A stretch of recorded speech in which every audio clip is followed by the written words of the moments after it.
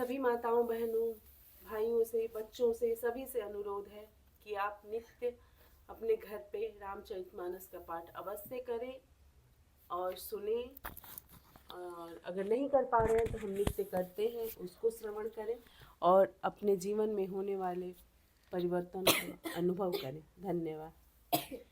देवन दीनी तंदुभी प्रभु पर बरसहि फूल हर से पुर नर नारी सभा मिटी मोहमय सूल सियापति राम जय जय राम मेरे प्रभु राम जय जय राम मेरे मन बसियो सीताराम करो कल्याण सीताराम सीताराम सीताराम सीताराम सीताराम सीताराम सीताराम।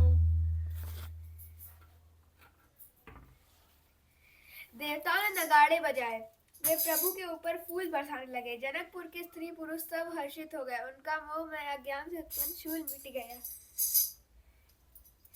खूब जोर से बाजे बजने लगे, सभी ने मनोहर मंगल साज सजे। सुंदर मुख और सुंदर नेत्रों वाली तथा कोयल के समान मधुर बोलने वाली स्त्रियां झुंड की झुंड मिलकर सुंदर गान करने लगी। पति जग गए बाजने बाजे सब ही मनोहर मंगल साजे जूत जूत मिली सुमुखी सुनैनी करणी गान कल कोकिल बैनी।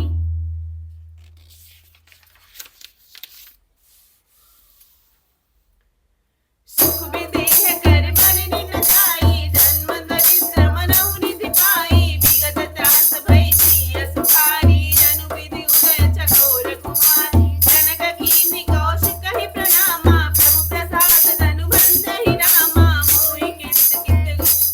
मोहि कित किन्न दुहु भाई अब जो उचित सुख गोसाई कहा मुनि सुनि नर नाथ प्रवीणा रहा विवाहु चाप आदीना दूतहि तनु भयउ विवाहु सुर नर नाग विदित सब काहू तदपि जाई तुम करहु अब जथा वंश विवाह पूजि विप्र कुल विद्ध गुरु वेद विदित आचार्य सियापति राम जय जय राम मेरे प्रभु राम जय जय राम मेरे मन बसियो सीताराम करो कल्याण सीताराम सीताराम सीताराम सीताराम सीताराम सीताराम सीताराम।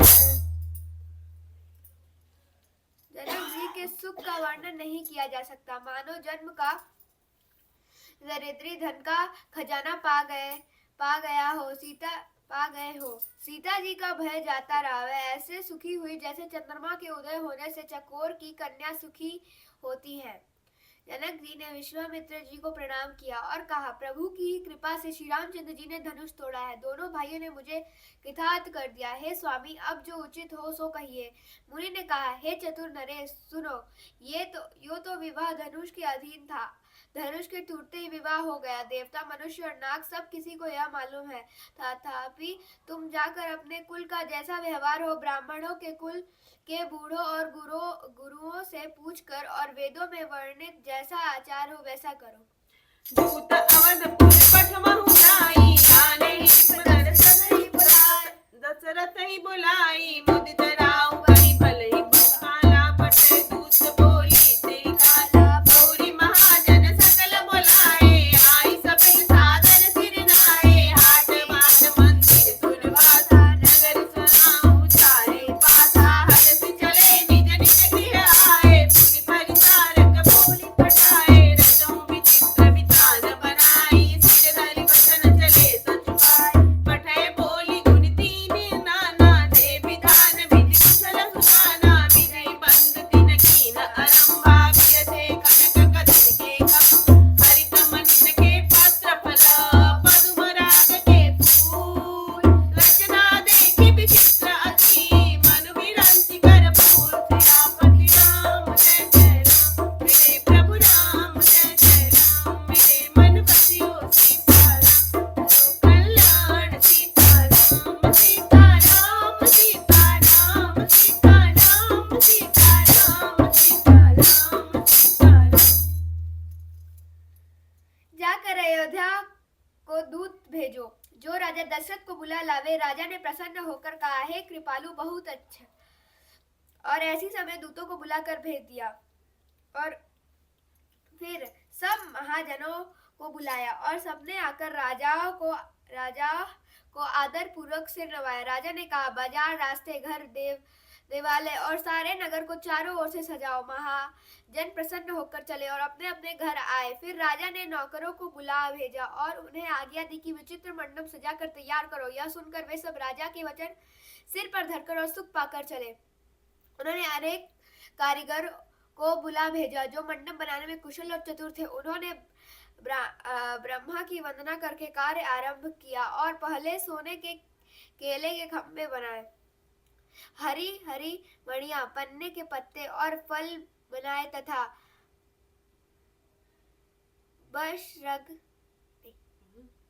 पशराग मणियां, माणिक के फूल बनाए। पद्यराग।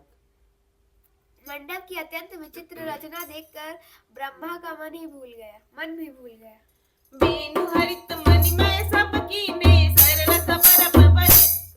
सरल सबर पर ही नहीं चीन्हे। कनक गणित हरि देहि बनाई, लखी नहीं पड़ई सबर न सुहाई। देहि के रचि पचि बंध बनाए, बिच बिच बिचता नाम सुहाए। मानिक मरकत सुमित फिरोजा, श्री कोरी पच रजे सरोजा। किए वृंद बहुरंग बिरंगा, दूजै पवन प्रसंगा। सुर प्रतिमा खंभज गढ़ि काढ़ी, मंगल दंबलिए सब ठाढ़। के भांति अनेक पुराई, सिंदूर मणिमय सहज सुहाए। सौरभ पल्लव सुभग सुटी, किए नील मणिकोर। हेम बाण मरकत कमरी, लसत पाटमय तोरि सियापति। राम जय जय राम, मेरे प्रभु राम जय जय राम। मेरे मन बसियो सीताराम, करो कल्याण सीताराम। सीताराम सीताराम सीताराम सीताराम सीताराम सीताराम। बास सब हरी मणियों पन्ने के सीधे और गांठों से युक्त ऐसे बनाए जो पहचाने नहीं जाते कि मणियों के हैं या साधारण। सोने की सुंदर नागवेली पान की लता बनाई जो पत्तों सहित ऐसी भली मालूम होती है कि पहचानी नहीं जाती थी। उसी नागवेली के रचकर ऐसी पच्चीकारी करके बंधन बांधने की रस्सी बनाए। बीच बीच में मोतियों की सुंदर झालरें हैं। माणिक पन्ने, हीरे और फिरोजे इन रत्नों को चीर कर कोर कर और पचिकारी करके इनके लाल, हरे, सफेद और फिरोजी रंग के कमल बनाए। बहारे और बहुत रंगों की पक्षी बनाए जो हवा के सहारे गूंजते और कूदते थे। खंभों पर देवताओं की मूर्तियां गढ़ कर निकाली जो सब मंगल द्रव्य लिए खड़ी थी। गज मुक्ताओं के सहज ही सुहावने अनेकों तरह के चौक पुराए। नीलमणि को कोरकर अत्यंत सुंदर आम के पत्ते बनाए। सोने के बौर, आम के फूल और रेशम की डोरी से बंधे हुए पन्ने के बने फूलों के गुच्छे सुशोभित हैं। रचे रुचिर बरबंद निवारे, मनो मनोभव फंद सवारे। मंगल कलशाने कविताए, ध्वज पताका चक्रमण सुहाए। दीप मनोहर मणिमय जाना, जाई न बरनी विचित्र बताना। जय मंडप दुलहिन बैठे ही, सोबर नय असीमति कवि के। दुलहु राम रूप कून सागर, शोभि धानु तिहु लोक उजागर। जनक भवन कै शोभा जैसी, गृह प्रतिपुर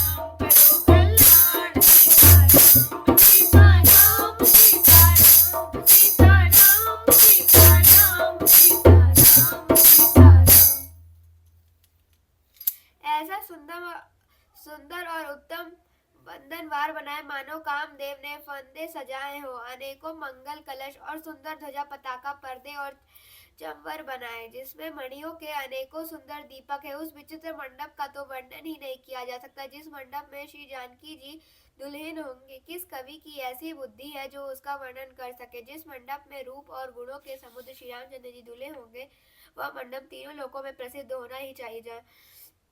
जनक जी के महल की जैसी शोभा है वैसी ही शोभा नगर के प्रत्येक घर की दिखाई देती है। उस समय जिसने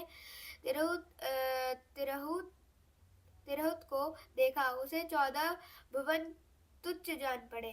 जनकपुर में नीच के घर भी उस समय जो संपदा सुशोभित थी उसे देखकर इंद्र भी मोहित हो जाता था। जिस नगर में साक्षात लक्ष्मी जी कपट से स्त्री का सुंदर वेश बनाकर बसती हैं उस पुर की शोभा वर्णन करने में सरस्वती और शेष जी भी सकुचाते हैं। पहुँचे दूत रामपुर पावन हर से नगर बिलो की सुहावन भूप द्वार तीन खबर जनाई दशरथ जो सुन लिए बुलाए चरित नाम तीन पाती दीनी मुझ समय बाप उठ लीनी बारी बिलोचन बासत पाती फुलत गात आई बरसात राम लखन उर कर बर चीठी रही गए कहतन काठी मीठी भूमि धरि धीर पत्रिका बाती हरसी सभा बात सुनिता खेलत रहे तहाँ सुधि पाई आए भरत सहित ही भाई पूछत अरिसने सकुचाई जात कहाँ ते पाती आय कुशल प्राण प्रिय बंधु दो आई कहूँ कहि दे अरिसने सानी बचना बाजी गौरी नरेश सियापति राम जय जय राम मेरे प्रभु राम जय जय राम मेरे मन बसियो सीताराम करो कल्याण सीताराम सीताराम सीताराम सीताराम सीताराम सीताराम सीताराम। जनक जी के दूत श्री रामचंद्र जी की पवित्र पुरी अयोध्या में पहुंचे। सुंदर नगर देखकर वे हर्षित हुए। राजद्वार पर जाकर उन्होंने खबर भेजी। राजा दशरथ जी ने सुनकर उन्हें बुला लिया। दूतों ने प्रणाम करके चिट्ठी दी। प्रसन्न होकर राजा ने स्वयं उठकर उसे लिया। चिट्ठी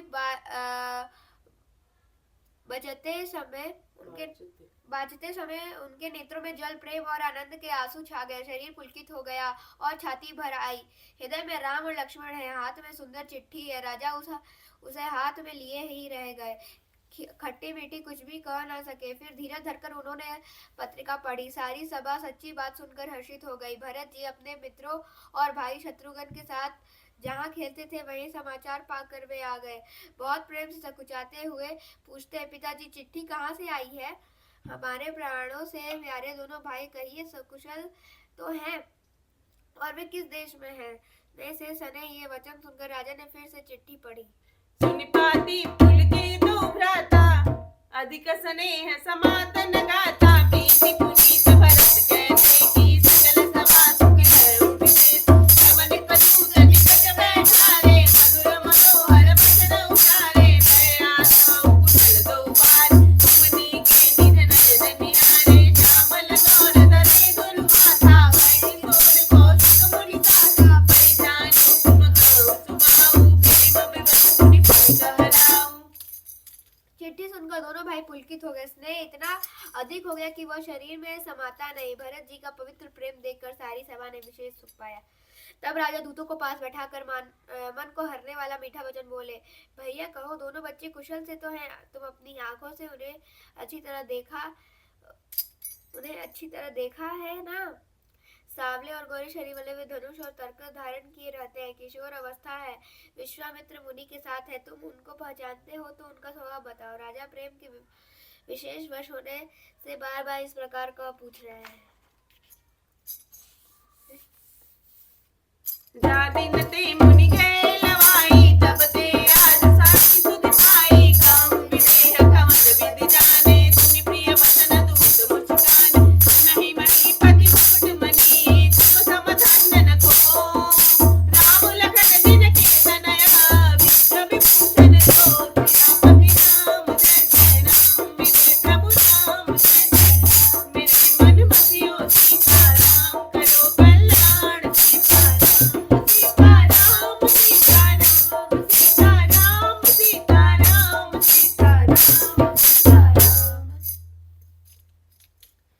भैया, जिस दिन से मुनि उन्हें लेवा ले गए, तब से आज ही हमने सच्ची खबर पाई है। कहो तो महाराज जनक ने उन्हें कैसे पहचाना है? हे प्रिय, प्रेम भरे वचन सुनकर दूत मुस्कुराए। दूतों ने कहा, हे राजाओं के मुकुट मणि, सुनिए, आपके समान धन्य और कोई नहीं है, जिसके राम लक्ष्मण जैसे पुत्र हैं, जो दोनों विश्व के विभूषण हैं। पूछन जो गुण तने तुम्हारे, पुरुष सिंह तिरु जियारे, जिनके जस प्रताप के आगे, सती मलिन रवि शीतल लागे, जिन कहूँ कहिय नाथ की मिटीने, देखी अरब की दुख कर लीजे, सिय स्वयंवर भूप अनेका, समिटे सुबह एक ते एक, शंभु सरासन काहू न टारा, हारे सकल वीर बरियारा, तीन लोक महत जे भट मानी, सबके सकत शंभु धनु भानी, सकई उठाई सरासन मेरु, सोई हारि गयो कर फेरु, जय कौतुक शिव सैलु उठाऊ, सो जय सभा पराभव पाऊ, तहाँ राम रघुवंश मनी, सूर्य महामहिपाल, कांते उचाप प्रयास बिनु, जिमि गज पंकज नाथ, सियापति राम जय जय राम, मेरे प्रभु राम जय जय राम, मेरे मन बसियो सीताराम, करो कल्याण सीताराम, सीताराम सीताराम, राम सीताराम, सीताराम सीताराम। आपके पुत्र पूछने योग्य नहीं है। वे पुरुष सिंह तीनों लोकों के प्रकाश स्वरूप है, जिनके यश के आगे चंद्रमा मलिन और प्रताप के आगे सूर्य शीतल लगता है। हे नाथ, उनके लिए आप कहते हैं कि कैसे पहचाने? क्या सूर्य को हाथों में दीपक लेकर देखा जाता है? सीता जी के स्वयंवर में अनेकों राजा और एक से एक बढ़कर योद्धा एकत्र हुए थे, परंतु शिव जी के धनुष कोई भी नहीं हटा सका। सारे बलवान वीर हार गए। तीनों लोकों में जो वीरता के अभिमानी थे, शिव जी के धनुष सबकी शक्ति तोड़ दी। बाणासुर जो सुमेरु को भी उठा सकता था, वो भी हृदय में हार कर परिक्रमा करके चला गया, और जिसने खेल से ही कैलाश को उठा लिया, वह रावण भी उस सभा में पराजय को प्राप्त हुआ। हे महाराज सुनिए, वहाँ जहाँ ऐसे ऐसे योद्धा हार मान गए, रघुवंश मणि श्री रामचंद्र जी ने बिना ही प्रयास शिव जी के धनुष को वैसे ही तोड़ डाला, जैसे हाथी कमल की डंडी को तोड़ डालता है। सुनि सरोस भृगुनायक आए, बहुत भांति तिन आंखि दिखाए, देखि राम बरु निज धनु दीना, करि बहु वीर गवन कीना, राजन राम अतुल बल जैसे, तेज निधान लखन पुनि तैसे, कंपहि भूप पुलोकत जाके, जिमि गजानन की तोड़ के था, देव देखि तब बालक सोऊ, अपना आपि नर आवत कोऊ, दूत बदन रचना प्रिय लागी, प्रेम प्रताप वीर रस पागी, सभा समेत राव अनुरागे, दूतन देन निछावर लागे, कहिय नीति ते मुँह दहि काना, धर्म विचार सबहि सुख माना, तब उठि भूप वशिष्ठ कहूँ, दीनि पात्रिका जान, कथा सुनाई गुरई सभा, सादर दूत बोलाए, सीतापति राम जय जय राम, मेरे प्रभु राम जय जय राम, मेरे मन बसियो सीताराम, करो कल्याण सीताराम, सीताराम सीताराम, सीताराम सीताराम, सीताराम सीताराम। धनुष टूटने की बात सुनकर परशुराम जी क्रोध भरे आए, और उन्होंने बहुत प्रकार से आंखें दिखलाई। अंत में उन्होंने भी श्री रामचंद्र जी का बल देकर उन्हें अपना धनुष दे दिया, और बहुत प्रकार से विनती करके वन को गमन किया। हे राजन, जैसे श्री रामचंद्र जी अतुल्य बली है, वैसे ही तेज निधान फिर लक्ष्मण जी भी है, जिनके देखने मात्र से राजा लोग ऐसे कांप उठते हैं, जैसे हाथी सिंह के बच्चे को ताकने से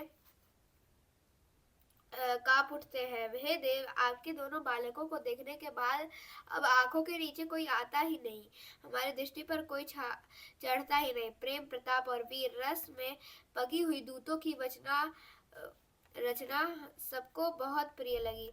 सभा सहित राजा प्रेम में मग्न हो गए और दूतों को निछावर देने लगे। उन्हें निछावर देते देखकर यह नीति विरुद्ध है, ऐसा कहकर दूत अपने हाथों से कान मूंदने लगे। धर्म की धर्म को विचार कर उनका धर्म युक्त बर्ताव देखकर सभी ने सुख माना। तब राजा ने उठकर वशिष्ठ जी के पास जाकर उन्हें पत्रिका दी और आदर पूर्वक दूतों को बुलाकर सारी कथा गुरु जी को सुना दी। कथामि